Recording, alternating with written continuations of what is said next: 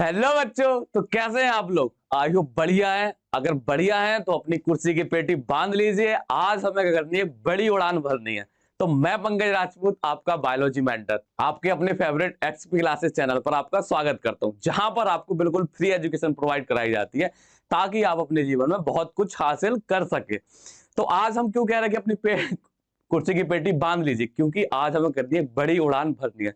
मतलब ये जो आज हम टॉपिक करने वाले हैं, ये थोड़ा सा टफ मान लीजिए, क्योंकि इसमें क्या है, जो एनसीईआरटी की लाइन लिखी है उनमें समझने में थोड़ा दिक्कत होती है। इसलिए आज क्या करेंगे, हम अपने हिसाब से बात करेंगे।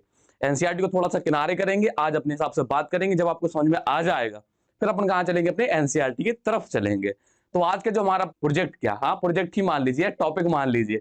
तो आज का जो हमारा टॉपिक है वो क्या है, HGP, ह्यूमन जीनोम प्रोजेक्ट, या ह्यूमन या मानव जीनोम परियोजना। क्या है आज का हमारा टॉपिक, ह्यूमन जीनोम प्रोजेक्ट। मतलब जो मनुष्य या ह्यूमन का जो जीन था, उस जीन में जो न्यूक्लियोटाइड लगे हैं या उनका जो क्रम या सीक्वेंस लगा हुआ, उसके बारे में हमें पढ़ना कि कैसे इसके बारे में पता किया गया था। ये बहुत बड़ा महंगी प्रोसेस और कॉम्प्लेक्स प्रोसेस थी उस टाइम पर। अब ये मान लीजिए कि ये जो प्रोसेस थी उस टाइम पर, एक न्यूक्लियोटाइड या एक नाइट्रोजन बेस पेयर को जानने के लिए $3 खर्च हुए थे। कितने डॉलर? $3। यूएस डॉलर तो आप जानते हो, अमेरिका वाला जो डॉलर होता है उसी की बात हम कर रहे हैं, यूएस डॉलर। अब यहाँ पर आज अपना करेंसी का तो टॉपिक है नहीं है, तो उसमें ज्यादा बात नहीं करेंगे। हमें क्या करना है, बायोलॉजी के बारे में समझना। तो एक न्यूक्लियोटाइड को जानने में कितना, $3 का खर्च हुआ था। और ह्यूमन में कितने होते हैं आपको पता है बेटा? अगर सिंगल न्यूक्लियोटाइड की बात की जाए तो 3.3 मल्टीपल 10⁹ बेस पेयर होते हैं। अगर डिप्लॉइड की बात की जाए तो 6.6 मल्टीपल 10⁹ बेस पेयर होते हैं, 4 युग्म बेटा। ठीक है, तो आज का जो हमारा टॉपिक है वो क्या है, ह्यूमन जीनोम प्रोजेक्ट या मानव जीनोम परियोजना। तो इसको भाई हिंदी में भी लिख दें, नहीं तो कुछ बच्चे शिकायत करने लगेंगे। आज का जो हमारा टॉपिक क्या है, मानव जीनोम परियोजना। क्या है बेटा आज का हमारा टॉपिक, मानव जीनोम परियोजना। अब हल्का फुल्का आपको बता दिया कि जो हमारे जीन होते हैं, जिस सीक्वेंस में लगे होते हैं, उनका काम क्या होता है, ये सब हमें जानना ही क्या कहलाता है, ह्यूमन जीनोम प्रोजेक्ट। क्योंकि अगर हमने क्या किया, डीएनए को समझ लिया तो मतलब हमने सब कुछ समझ लिया। क्योंकि क्या है कि डीएनए ही इतनी बड़ी बॉडी को पूरी को कंट्रोल करने की क्षमता रखता है। आपने देखा होगा कि जो हमारा जाइगोट था या युग्मनज था, वो कहां से, सिंगल एक कोशिका से शुरू हुआ। कहां से शुरू हुआ? एक कोशिका से। उसके अंदर जो डीएनए था, उस कोशिका ने इतनी बड़ी पूरी बॉडी तैयार कर दी। समझे? अब उसमें कुछ तो एबिलिटी होगी, कुछ तो इंफॉर्मेशन होगी कि हमें ये काम करना है, ये नहीं करना है, ये कैसे करना है। ये सब किसमें अपनी है, किसमें? अपने डीएनए में। आपको जीन रेगुलेशन में भी हमने आपको बताया था कि कुछ लक्षण क्या होते हैं, प्रदर्शित होते हैं, और कुछ लक्षण प्रदर्शित नहीं होते हैं। बस डिपेंड करता है उसकी रिक्वायरमेंट के हिसाब से, किस सेल में या किस ऑर्गन में उसकी रिक्वायरमेंट है उस इंफॉर्मेशन की या नहीं है, उसी हिसाब से वो क्या होता है, एक्सप्रेस होता है, या उसके जो लक्षण होते हैं वो प्रदर्शित होते हैं। ये आपको पिछले लेक्चर में हम कंप्लीट करा चुके हैं, तो उसमें कोई दिक्कत नहीं होगी। आज हमें समझना है कि जो हमारे जीन होते हैं वो कैसे सीक्वेंस में लगे रहते हैं, वो कैसे ये जाना, कितना खर्चा है, यही है। इसमें बहुत ज्यादा डीप नहीं जाना आपको, कि आपको पूरी लैब वाली प्रोसेस यहाँ समझाने बैठ जाएंगे। तो आपको कहना थोड़ा बहुत हमें आपको बताना है। तो आज का जो हमारा टॉपिक है वो क्या, मानव जीनोम परियोजना या ह्यूमन जीनोम प्रोजेक्ट या HGP। क्या है अपना HGP? तो इसमें आगे बढ़ते हैं। अब सबसे पहले तो ये अपने क्या करते हैं, पुराने पाप कंप्लीट करते हैं, मतलब पिछले चैप्टर का जो क्वेश्चन दिए थे वो। ठीक है बेटा, इसको गलत वे में न ले जाना कि क्या बोल रहे हैं मास्टर। तो जो हमारा पहला क्वेश्चन है वो क्या कहता है, लैक जेड से किस एंजाइम का निर्माण होता है? आपको याद है जो हमारा क्या था, संरचनात्मक जीन था या संरचनात्मक जीन या स्ट्रक्चरल जीन था, उसमें 3 खंड दिखाए गए थे, ZYA। तो जेड से हमारा क्या बन रहा था बेटा, जेड से हमारा बन रहा था बीटा गैलेक्टोसाइडेज। क्या बन रहा था, बीटा गैलेक्टोसाइडेज। और पी वाई से क्या बन रहा था, प्राइमेज। और ए से क्या बन रहा था, ट्रांस एसिटाइलेज। ठीक है बेटा, याद है? जिनको नहीं है याद है तो उनको तो बहुत पिटाई पड़ने वाली है। अब ऐसी कोई व्यवस्था होती नहीं है कि यहां से निकल के आपको चाटे पड़ जाए।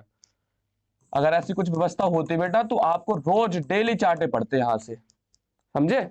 अगर आप खुद से ईमानदार हैं तो आप खुद को चांटे लगा लीजिए, जिन्होंने ये होमवर्क किया नहीं है। ठीक है बेटा, जैसे पंकज त्रिपाठी बोलता है ना कि ऐसी कोई व्यवस्था नहीं होती कि फोन से घुस के चांटा मार दिया जाए। ऐसी कोई व्यवस्था होती बेटा तो आप रोज पिटने वाले थे, क्योंकि होमवर्क तो कोई कर नहीं रहा होगा, उन्हें पता कि अगले लेक्चर में कंप्लीट करा ही देंगे, तो बेटा करते जाओ। तो सेकंड वाला क्या है, जैकब व मोनार्ड ने किस ऑपरेंड के बारे में बताया था?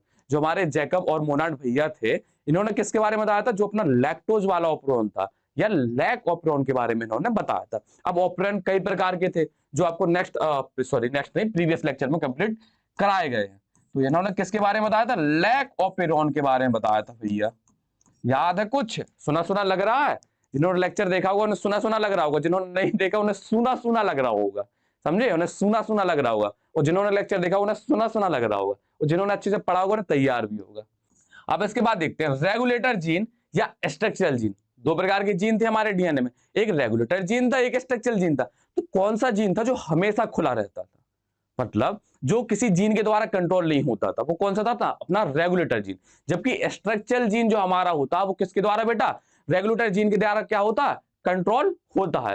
तो जो हमारा हमेशा ओपन रहने वाला जीन कौन सा होता है? Regulator gene. क्या होता? ऑलवेज। ऑलवेज मतलब होता है बेटा हमेशा। थोड़ा बहुत अंग्रेजी तो आती होगी, मुझे नहीं आती, वो तो मैं सीखता रहता हूं आप लोगों से। ऑलवेज ओपन, ठीक है। ये क्या होता? हमेशा खुला रहता। कौन सा? रेगुलेटर। ये होता कंट्रोल। किसके द्वारा होता है? Control, controlled by. ठीक है बेटा, अंग्रेजी थोड़ा गलत हो जाए तो संभाल लेना, ठीक है, मास्टर को माफ कर देना। रेगुलेटर जीन के द्वारा। किसके द्वारा होता है बेटा? ये रेगुलेटर जीन के द्वारा। ये क्या होता है? कंट्रोल होता है। अगर रेगुलेटर जीन कहेगा कि काम करो तो ये करता है, कहता नहीं करो तो ये नहीं करता। तो ये हमारा क्या प्रीवियस लेक्चर का जो होमवर्क था वो हमने कंप्लीट कर लिया। अब हम बढ़ते हैं आगे। देखो भाई, ये लड़की है, आप ही में से कोई होगी एक, ये लड़की है। उसमें से क्या किया हमने? एक कोशिका निकाली। उस कोशिका में आपको पता है डीएनए कहाँ हुआ? कोशिका में। और कोशिका में भी कहाँ? केंद्रक के अंदर। बैक्टीरिया में अपना कहाँ होता है? कोशिका द्रव्य में होता है। लेकिन जो अपनी यूकैरियोटिक, अब लड़की तो यूकैरियोटिक है, तो इसकी कोशिका के केंद्रक में क्या होता है? डीएनए होता है। उसमें से हमने क्या निकाला? ये हमने क्रोमोसोम निकाला। अब क्रोमोसोम बहुत ज्यादा कुंडलित हो जाता है तो अपना वो डीएनए जब बहुत ज्यादा कुंडलित हो जाता है तो क्रोमोसोम की संरचना बनाता है। ये आपको बता चुके हैं, इसमें अब वो नहीं पढ़ाने वाले। तो देखो भाई, ये इस प्रकार से जो डीएनए लगा हुआ है, अब इस डीएनए में ये जो इन्फॉर्मेशन, ये जो अपने क्या नाइट्रोजन क्षार लगे हुए हैं या न्यूक्लियोटाइड लगे हैं, इनके क्रम को जानना है। इनके क्रम को जानना कि ये किस सीक्वेंस में लगे रहते हैं, कैसे लगे रहते हैं, इनका काम क्या होता है। मतलब आपको भी पता है कि जो डीएनए होता है, अब डीएनए में जीन होते हैं, अब जीन डीएनए पर होते हैं, लेकिन जीन हम केवल डीएनए के उस भाग को बोलते हैं जिसमें कुछ इंफॉर्मेशन होती है। समझे? जैसे हमारा ये पेन होता है, ठीक है, इस पेन में तो नहीं, जैसे हमारा पेन होता है तो पेन पूरे भाग से तो इंक निकलती नहीं है, केवल किस में निकलती है? जो उसके अंदर रिफिल पड़ी होती है उसमें इंक होती है। तो वही हमारा काम का होता है। लेकिन इसको सपोर्ट स्ट्रक्चर देने के लिए हमें बाकी चीजों की भी तो जरूरत पड़ेगी ना बेटा। इसी प्रकार से हमारा डीएनए होता है। तो डीएनए में उन इंफॉर्मेशन को सीक्वेंस में लगाने की डीएनए या संरचना की हमें जरूरत पड़ती है। लेकिन इंफॉर्मेशन किस फॉर्म में होती है बेटा?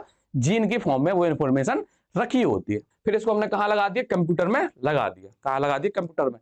बनी सी बात है कि इतना ज्यादा डाटा होता है तो उसको ऐसे तो हम किताबों में तो रखेंगे नहीं। पता चला एक बीच के पेज फाड़ के कोई ले गया तो जो पूरा किया कराया था वो तो सब स्वाहा हो जाएगा। समझे ना?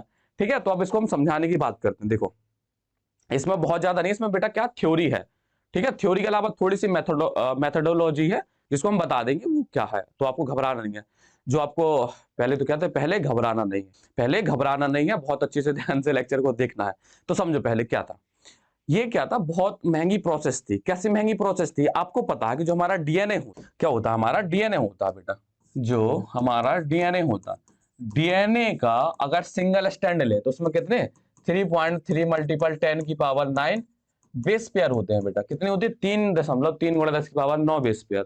ठीक है, अगर हम 3 भी मान के चले तो कोई दिक्कत नहीं है, ऐसे मान लो हम 3 भी मान लिया। अब क्या था?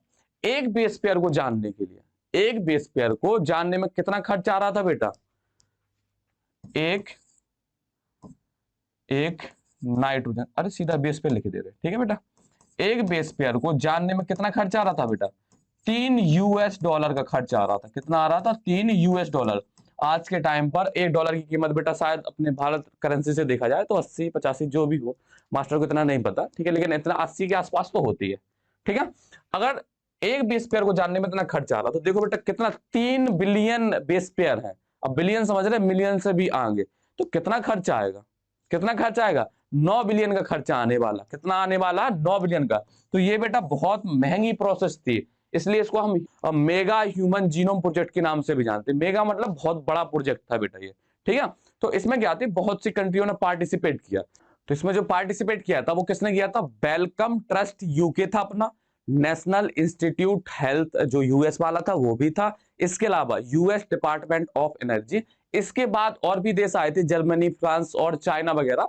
इन देशों ने भी इनका क्या किया था, सपोर्ट किया था, क्योंकि ये क्या था, बहुत बड़ी प्रोसेस मान लीजिए या बहुत महंगी। अब देखो आपको समझाएं क्या था, अगर हम अपने ह्यूमन जीनोम के डीएनए के सीक्वेंसिंग की बात करें तो क्या होता है कि मान लीजिए हमने एक पेज पर सीक्वेंस लिखे, तो मान लीजिए एक पेज पर 100 वर्ड आते हैं, कितने वर्ड आते हैं, 100 वर्ड।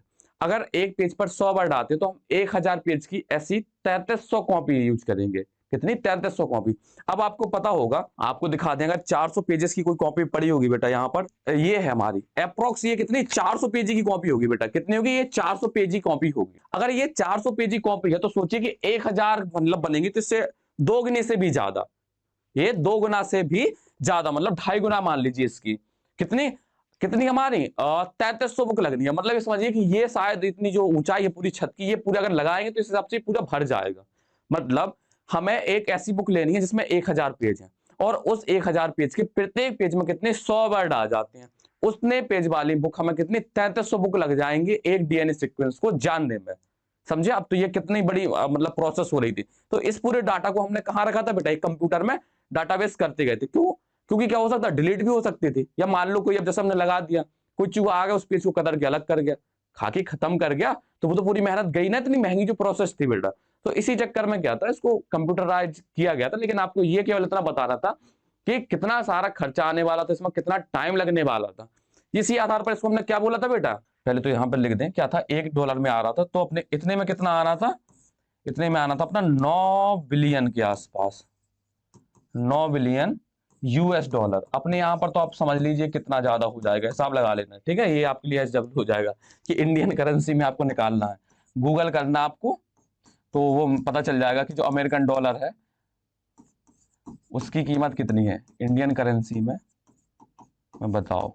ठीक है, बता देना बेटा, कोई कमेंट में, अगर कोई एक सज्जन व्यक्ति जो लेक्चर देख रहा होगा, जो पढ़ने वाला बच्चा होगा, बेटा बता दे। प्रीमियर टाइम पर आंसर मत बताया करो, जब वीडियो क्या होता है प्रीमियर होता है तो उस टाइम पर मत बताए, क्योंकि वो कमेंट पर बेटा दिखते नहीं है, वो डिलीट हो जाते हैं। आप जाकर के डायरेक्ट मैसेज किया करो, उससे आपकी क्या होती है, कमेंट दिखते भी, हमें पता भी चलता है कि बच्चों को दिक्कत कहां पर। ये हम पहले भी बता चुके हैं, अभी भी बता रहे हैं कि प्रीमियर के टाइम पर आपको कमेंट नहीं करने हैं।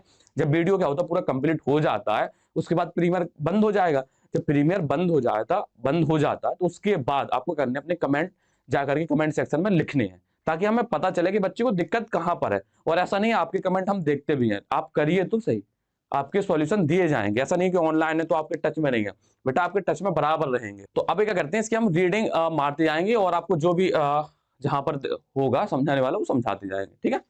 तो इसमें क्या था, आनुवांशिकी अभियांत्रिकी तकनीकों का विकास है। अभी आगे अपन को करना बायोटेक्नोलॉजी, एक चैप्टर है बायोटेक्नोलॉजी पढ़ेंगे, तो इसके बाद ये वाला टॉपिक, और हमारा इसकी जो नेक्स्ट वाला टॉपिक है डीएनए फिंगरप्रिंटिंग, वो आपको अच्छे समझ में आएगा। लेकिन अभी आपको थोड़ा थोड़ा तो बताना पड़ेगा उसके बारे में, ठीक है। तो यहाँ पर ये बोल रहे हैं कि हमने क्या किया कि अपना किसी सेल से डीएनए निकाला। अब उस डीएनए की कराई हमने क्लोनिंग। क्लोनिंग, अब जैसे मान लो कोई ह्यूमन है, उससे हमने सेल से एक डीएनए निकाला। अब उस डीएनए की क्या करेंगे, कई सारी कॉपी बना लेंगे, क्योंकि हो सकता है कि जो हमने डीएनए निकाला उसके टुकड़े करेंगे। क्योंकि देखो क्या करते हैं हम, जब डीएनए की सीक्वेंसिंग करते हैं तो एक बार में पूरे डीएनए की नहीं करते, छोटे छोटे टुकड़ों में उसको तोड़ लेते हैं, फिर उसके हिसाब से हम क्या करते हैं, उनकी सीक्वेंसिंग या उनको क्रम में लगाते हैं। क्योंकि डीएनए आपको पता है कि 2.2 मीटर लंबा होता है, इतना बड़ा डीएनए होता है। इसको एक बार में अगर सीक्वेंस करने जाएंगे तो वो मिक्सिंग हो जाएगी, या और भी कॉम्प्लेक्सिटी या जटिलताएं बढ़ जाएंगी। इस चक्कर में हम कहते हैं टुकड़ों टुकड़ों में पढ़ते हैं। आपको कई बार हम बता चुके हैं कि टुकड़ों टुकड़ों में क्यों करना चाहिए, क्योंकि जितने ही हम टुकड़े टुकड़े में काम करते हैं, हमारे उतने ही काम में परफेक्शन आता है बेटा। अगर ऐसे हम इसी लेक्चर को एक बार में उठा के कंप्लीट कराने लग जाए, 10-12 घंटे में कराएं, तो लास्ट के टाइम हमारी एनर्जी लो हो जाएगी, हम नहीं कर पाएंगे। ये ह्यूमन के लिए होगा, ठीक है। और कॉम्प्लेक्सिटी भी बढ़ जाएगी, आपके भी ऊपर से जाने लगेगा, समझ में नहीं आएगा। इसलिए क्या करते हैं, हम हर काम को टुकड़ों में करते हैं। ये एक तरीका होता है आपके पढ़ने के लिए बताया, ठीक है। ये लेक्चर आपको दे दिया हल्का सा, ठीक है। तो सबसे पहले क्या किया, आनुवांशिकी अभियांत्रिकी तकनीकों के विकास से किसी भी डीएनए खंड को हमने क्या किया, विलगित मतलब होता सेपरेट करना, अलग किया हमने, ठीक है। और उसके क्या किया, क्लोन किए। क्लोन, मान लो हमने एक डीएनए निकाला, अब इस डीएनए की कई सारी हमने कॉपी बना ली। अब क्लोनिंग क्या होती है, बैक्टीरिया वगैरह के अंतर्गत हम कराते हैं, अंदर कराते हैं, अंतर्गत क्या डीएनए। हाँ, एक चीज और बतानी थी आपको, ये जो हमारा प्रोजेक्ट था ये क्या था, 13 सालों का था। कितना था, ये 13 वर्ष इसको लग गए थे। कब से शुरू हुआ था, ये शुरू हुआ था 1990 में, और ये कंप्लीट कब हुआ था, 2003 में। तो तुम्हारा जन्म हो गया होगा, नहीं हुआ होगा, लेकिन हमारा हो गया था, ठीक है। हमारा जन्म हो गया था, शायद हम पढ़ने भी नहीं जाते होंगे, छोटे छोटे से होंगे, ठीक है। 2000 का हमारा जन्म, 2003 में प्रोजेक्ट कंप्लीट हुआ था, तो आप समझ लीजिए कितनी उम्र होगी, ठीक है।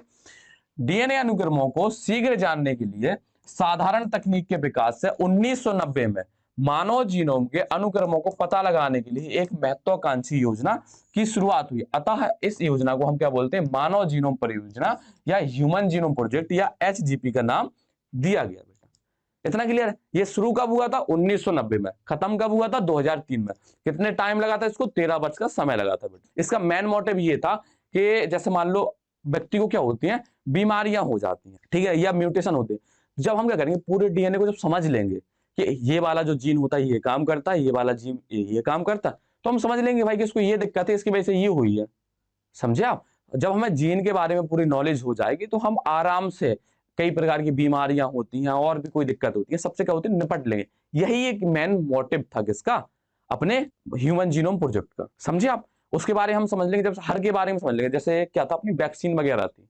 अब इसके पीछे मेन रीजन ये होता है कि जैसे ये तो है नहीं है कि ये जो जैसे इसरो है या नासा है, ये सब अपने अपने सेपरेशन में काम करते हैं। जैसे मान लो इसरो वालों ने कोई अच्छी जानकारी निकाली, तो उस जानकारी को अगर विदेशों में बेचना है या कुछ भी करना, तो उसके लिए वो पैसे लेंगे। तो हर देश क्या था, इस होड़ में लगा रहता है। जैसे आपने सुना होगा कोरोना की वैक्सीन बन रही थी, तो हर देश सोच रहा था कि मैं पहले बना लूं, मैं पहले बना लूं। क्यों, उसका रीजन ये नहीं था कि मानव कल्याण के लिए कर रहे।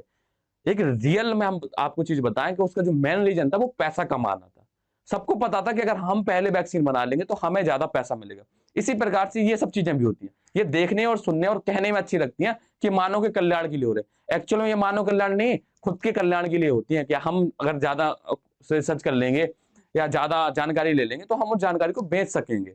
और बनी सी बात है बेटा, यही साइकिल चल, ठीक है। ऐसा नहीं है कि अगर आप पढ़ने वाले हो, अगर पढ़ के आप कुछ बन जाओगे तो आप पैसे नहीं लेने वाले। पैसे सबकी रिक्वायरमेंट होती है।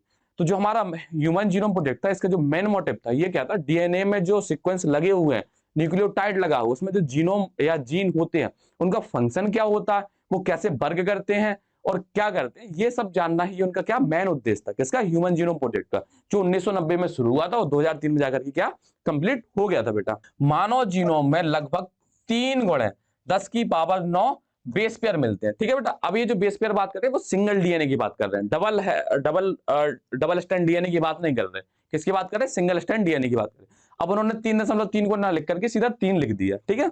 तो इसके पीछे ना आप दौड़ जाना कि नहीं भैया आपने 3.3 बताया था, अब आप वही मान के चलेंगे।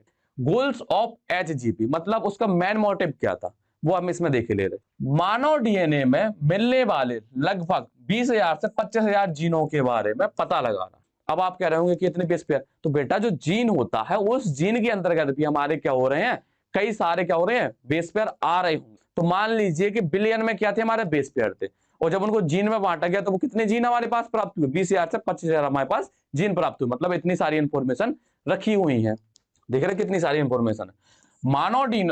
मानव डीएनए को बनाने वाले 3 बिलियन रासायनिक क्षार युग्मों के अनुक्रमों को निर्धारित करना। हमारे ह्यूमन में हमारी ह्यूमन क्या होता है, ह्यूमन में 3 बिलियन क्या होते हैं, बेस पेयर होते हैं। अब उन बेस पेयर जो वो बेस पेयर है वो किस सीक्वेंस में लगे हुए हैं, इसके बारे में पता करना ही इसका क्या मेन मोटिव था। उपरोक्त जानकारी को आंकड़ों के रूप में संग्रहित करना। जो भी डिटेल मिली है उस डिटेल को अच्छे से क्या करना, कलेक्ट करके रखना एक जगह पर, ठीक है। ऐसा नहीं कि हम आज पढ़ा तो किताब हमारी यहां डली है, हम 2 दिन बाद भूल गए हमने किया क्या था। समझे। इसलिए रिवीजन करना भी क्या होता है, बहुत जरूरी होता है। रिवीजन करते रहा करो और अपने नोट्स प्रॉपर बनाया करो। देखो यहाँ पर उन्होंने बोला ना, उपरोक्त जानकारी को आंकड़ों के रूप में संग्रहित करना। जैसे आज हम तुम्हें आपको जानकारी दे रहे, तो उस जानकारी को आपको कहीं कलेक्ट करके रखनी है, क्योंकि बनी सी बात है ह्यूमन है, आज नहीं तो कल नहीं तो परसों वो भूल ही जाएगा। तो ये भी जब साइंटिस्ट कर रहे हैं यार भाई डाटा को संग्रहित करके, तो आपको भी करना पड़ेगा ना यार दोस्त। आंकड़ों के विश्लेषण हेतु नई तकनीक का सुधार करना। जो हमें क्या हो रही है, आंकड़ों से जो भी जानकारी मिल रही है उससे क्या करनी है, हमें तकनीक सुधार करनी है। योजना द्वारा उठने वाले नैतिक, कानूनी व सामाजिक मुद्दों के बारे में विचार करना। देखो क्या होता है, जैसे हम कोई भी काम शुरुआत करते हैं, जैसे हम क्या करते हैं, कोई भी काम शुरू किया तो उस काम में क्या होते हैं, बहुत से इशू आते हैं। इथिकल इशू भी हो सकते हैं, लीगल है या इलीगल है। इसके अलावा बहुत इथिकल इशू, लीगल है या अपना क्या है, सिस्टम से अलग है या क्या है, ये सब हमें देखना है। इथिकल, लीगल एंड जो सोशल इशू होते हैं, इनके बारे में हमें विचार करना होता है, ठीक है। बिना इनके विचार किए हम कभी कोई भी चीज शुरू नहीं कर पाते। क्या ये मतलब सही है, आसपास के लोगों को हानि तो नहीं पहुंचा रही है, बहुत सी इशू होते हैं, इसको हम बोलते हैं ELSI। तो इसका आपको फुल फॉर्म बेटा पता होना चाहिए, ये थोड़ा सा इंपॉर्टेंट है, हो सकता है 1-2 नंबर का ऑब्जेक्टिव आपसे पूछ लिया जाए, तो ये आपको क्या पता होना चाहिए इसका फुल फॉर्म। इसका फुल फॉर्म क्या होगा? Ethical, legal and social issue. ठीक है, इसके पहले आपने भी कई बार ये सुना भी होगा, नहीं सुना शायद आपको ह्यूमन जनन स्वास्थ्य में आपको पढ़ाया था, रिप्रोडक्टिव हेल्थ में अगर ध्यान हो तो, शायद मुझे लग रहा है कहीं तो पढ़ाया है मैंने इसको। अब इसके बाद देखना हमें मेथोडोलॉजी, ये काम कैसे करती है बेटा, अब हमें इसके काम करने पर बताना। देखो बेटा, तो इसमें जो सबसे पहले है वो इसका मतलब लिखा एक्सप्रेस्ड सीक्वेंस टैग, ESTS, उन सभी जीनों की पहचान करना जो RNA के रूप में व्यक्त होते हैं। ठीक है, अभी इसको समझा रहे हैं। इसके बाद यहाँ नीचे एक लाइन लिखी है सीक्वेंस एनोटेशन, जो हमारी सीक्वेंस एनोटेशन या अनुक्रम टिप्पण होती है, इसका मतलब क्या होता है? इसका मतलब ये होता है कि हमारे जो जीन है वो किस क्रम में लगे हुए हैं, और जो लगे हुए हैं उन जीनों का फंक्शन क्या है और ये कहां पाए जा रहे हैं, ये इसका प्रभाव, इसका मतलब है। तो ये जो अनुक्रम टिप्पण या सीक्वेंस एनोटेशन होता है, इसका मतलब ये है कि जो जीन होते हैं वो किस सीक्वेंस में लगे हुए हैं, और उनका जो जीन लगे हुए हैं उनका काम क्या है, ये सब अपन कहलाता है क्या? Sequence annotation. जीन मिलने वाले सभी जीनोम के व्यक्तिक व अव्यक्तिक अनुक्रमों, कोडिंग एंड नॉन कोडिंग, अभी बताएंगे आपको नॉन कोडिंग और कोडिंग क्या होता है, जानकारी प्राप्त करके उनके कार्यों को निर्धारित करता है। मान लो जो हमारे क्या है, जीन है, अब उन जीनों का काम क्या है, उन काम के बारे में जानना हमारे क्या कहलाता है? सीक्वेंस एनोटेशन कहलाता है। अब आपको बताना है हमें क्या? एक्सप्रेस्ड सीक्वेंस बताना है बेटा। क्या बताना है? एक्सप्रेस्ड सीक्वेंस बताना। देखो क्या होता, जो हमारा डीएनए होता, डीएनए में भी क्या होते हैं? 2 भाग होते हैं। ठीक है, अभी बेटा इसको आप समझ लीजिए, क्योंकि इसी का जिक्र हम अपने नेक्स्ट लेक्चर में करने वाले, इसलिए अपने ये जो मगज की कपाट है उनको खोल के रखो। मगज बेटा मस्तिष्क, ठीक है, अपने दिमाग की कपाट अभी थोड़ी देर के लिए खोल के रखना। समझो क्या होता है, जैसे हमारा डीएनए है, ये हमारा डीएनए है बेटा, ये डीएनए। अब इस डीएनए में क्या है, हमारा 2 पार्ट होते हैं बेटा। क्या होते हैं? अब वो रेगुलेटर और स्ट्रक्चरल नहीं बता रहे, कुछ सोच रहे होंगे भैया रेगुलेटर और स्ट्रक्चरल से थोड़ा बाहर निकल आओ। ठीक है, अब क्या होती है, मान लीजिए डीएनए में 2 पार्ट है। अब डीएनए में जो 2 पार्ट होते हैं ये 2 प्रकार से काम भी करते हैं। इनमें एक को बोलते हैं कोडिंग, एक को बोलते हैं नॉन कोडिंग। अब नॉन कोडिंग क्या होते हैं? नॉन कोडिंग बेटा वो होते हैं जो मान लो एक्टिव नहीं होते। एक्टिव मान लो ये RNA नहीं बनाती है, कोई भी फंक्शन करती नहीं है, ये आराम से शांत पड़े रहते एकदम चिल, इनको कोई काम नहीं करना, बस इनके पास जो इन्फॉर्मेशन आई वो इकट्ठा करते गए, उनको इकट्ठा करते गए, बस ये इनका काम है इकट्ठा कर। वो कहते हैं ना, खा खा के बस वजन बढ़ा रहा, मोटा लेटा हुआ। इसी प्रकार से हमारा कोडिंग वाला होता है। देखो इनके पहले नाम लिख दे, ये आपको समझ में नहीं आया किसकी बात कर रहे हैं। एक बेटा होता हमारा डीएनए के भाग है बेटा, ये हमारा क्या है? डीएनए है। ठीक है, डीएनए के ही 2 भाग होते हैं, एक कोडिंग वाला भाग होता है, एक नॉन कोडिंग वाला होगा।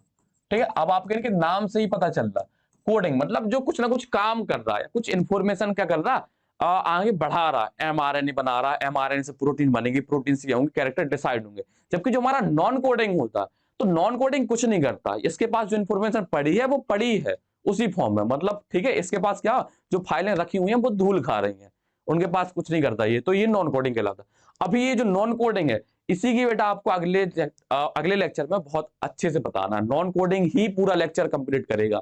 अगर आपको नॉन कोडिंग नहीं समझ में आ रहा तो फिर से क्या करेंगे, समझाएंगे, वो तो बनी सी बात है भाई, आपको पढ़ाना है तो हमें समझाना पड़ेगा। तो जो हमारा कोडिंग वाला होता है बेटा, क्या होता है?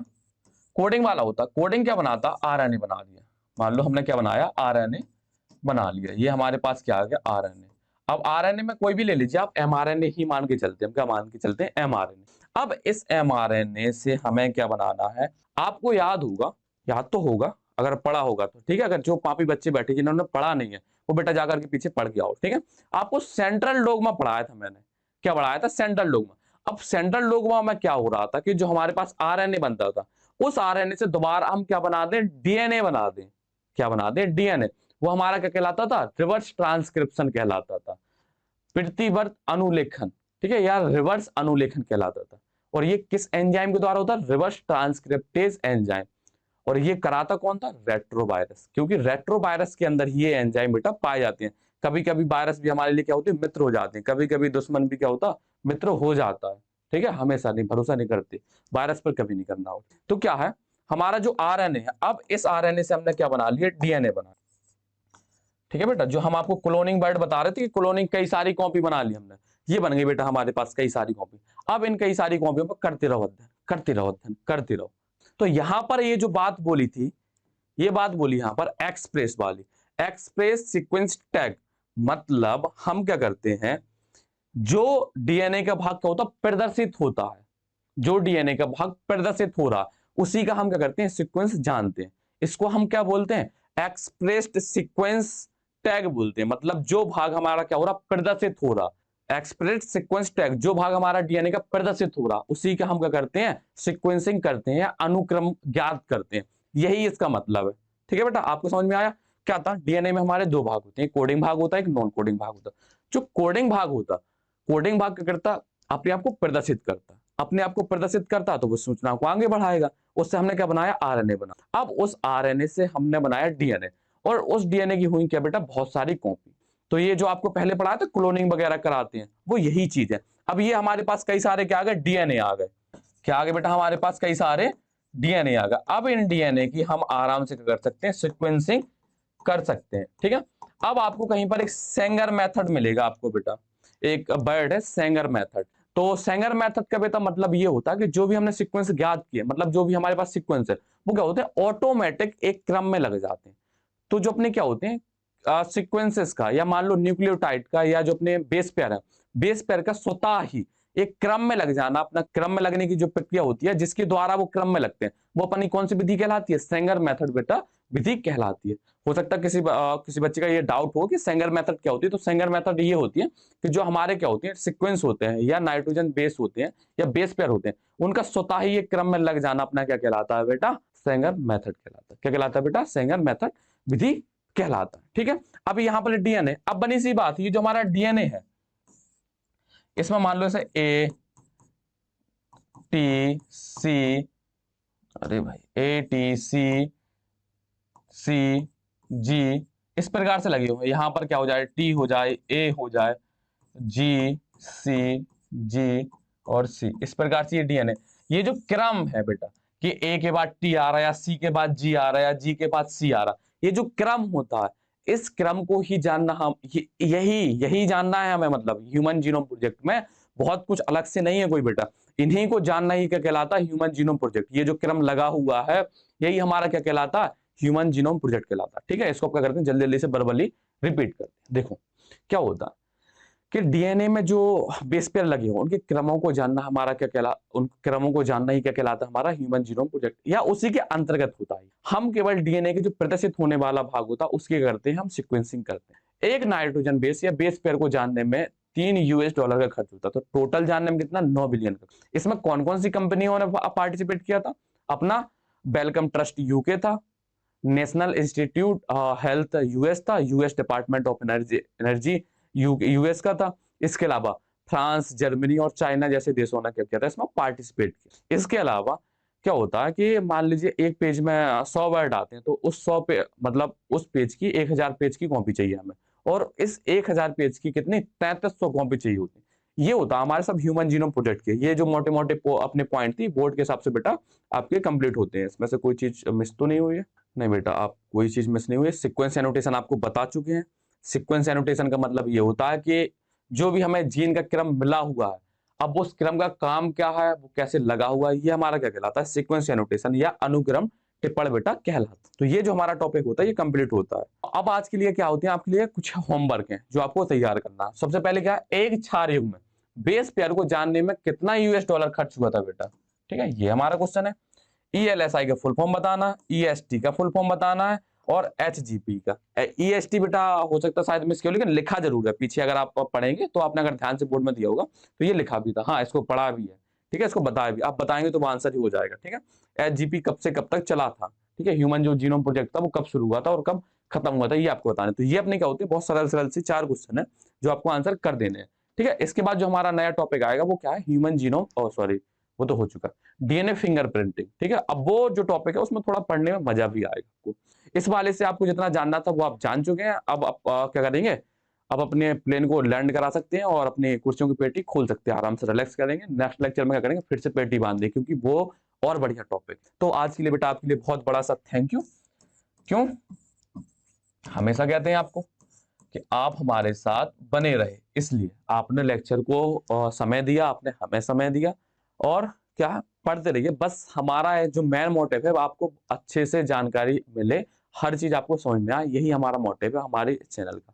ठीक है बेटा, तब तक के लिए थैंक यू।